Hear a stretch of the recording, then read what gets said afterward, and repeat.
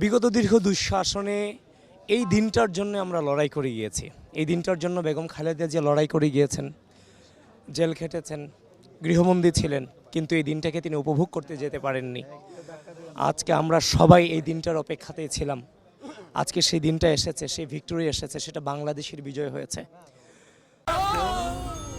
ডেন্টিস্টের পরামর্শ নাও নতুন Colgate active salt.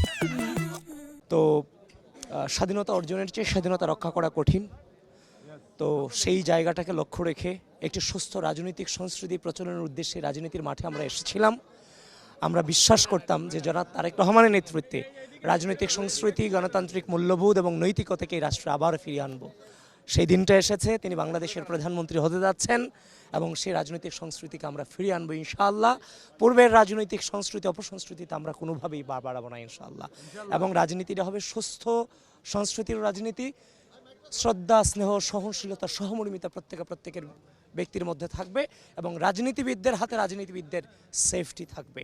রাজনীতিবিদদের সাথে রাজনীতিবিদদের যখন সৌহার্দ্যপূর্ণ সম্পর্ক থাকবে, সেটার প্রভাব তৃণমূল পর্যন্ত পড়বে এবং বিগত সময়ে যে রাজনৈতিক অপসংস্কৃতিটা সমাজের নিম্নস্তর পর্যন্ত দূষিত করেছিল, সেটা হয়তো আর ফিরে আসবে না ইনশাআল্লাহ। সেই স্বপ্নটা নিয়ে রাজনীতিটা করছি এবং বাংলাদেশ নতুন চ্যাপ্টারে প্রবেশ করলো আজকের পরে।